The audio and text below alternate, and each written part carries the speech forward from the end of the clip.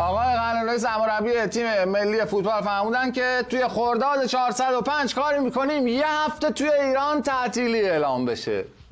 یعنی واقعا چندین لایه حالا دوستان. اتفاقا من خیلی تفکر کردم، دوستان زیادی داریم توی عرصه‌های مختلف، ارباب جراید، نشریات، دوستان خبرنگاران، همه گفتیم که دلایلی که ممکنه 405 تعطیل بشه، به هر حال جام جهانی هم همون وقت هست و خرداد و فصل امتحانات، چه چیزهایی میتونه باشه؟ ابرهوش‌های مصنوعی نام جوابا رو به ما دادن، رسیدیم به اینا. دلیل اولی که ممکنه یک هفته اون موقع تعطیل باشه و آقای قلعه‌نویی از الان میدونن این هستش که آب یا برق خیلی کم بیاید و به صورت سراسری قطع بشود. موافقت مجلس با طرح دولت مبنی بر تعطیلات یک هفته‌ای در کل کشور به وجود. نه بذار من الان منظورش رو بهت میگم.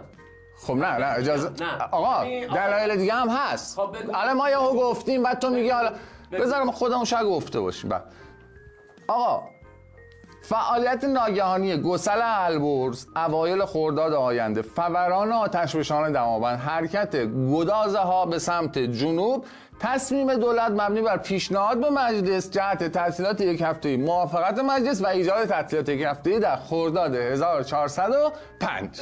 فکر نمی‌کنم این باشه دلیلش. اگه این نباشه اینه پس. نه آقا اجازه بده من نوشتم همه دلایلی که ممکنه یه هفته تعطیل بشه نوشتم. آقا ورود توده های گرم حاره‌ای از سمت قاره‌ای به این سمت و ماندگاری آن توده ها و تشکیل خانواده آن توده ها در کشور ما و بیرون نرفتن آن توده ها و بلافاصله تصمیم دولت مبنی بر پیشنهاد تعطیلات یک هفته‌ای مجلس، موافقت مجلس و اجرای تعطیلات یک هفته. میدی من بگم منظورشو دیگه معمولا اینا میتونه باشه. یه لحظه آقای قلعه‌نویی مگه نگفته؟ آها خب سرمربی تیم ملی مگه نیست؟ خب حتما ورزشی بوده ماجرا. یه ذره ورزشی هم نگاه کن.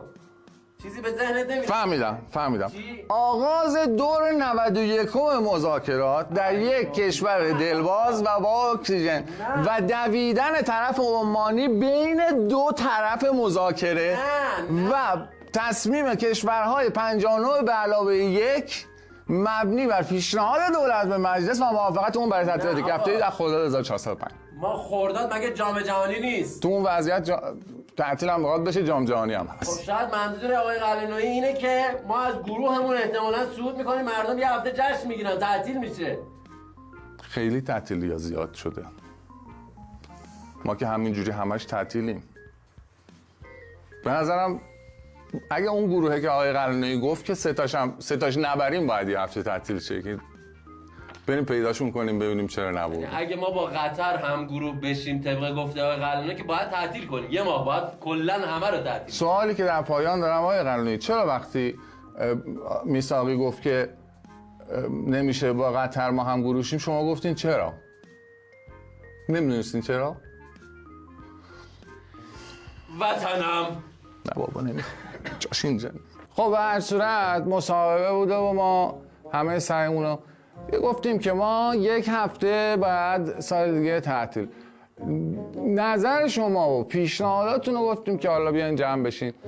من بگم بهترین پیشنهاد من حالا شما بگو شما بگو. هر سه تا رو با امتیاز عالی ببریم. بزن تو دهنه ساکت شو. نه بس چیز عملی الان دولت رئیس جمهور دولت مجلس اینا باید دستور بدن که یه هفته تعطیل به همین دلیل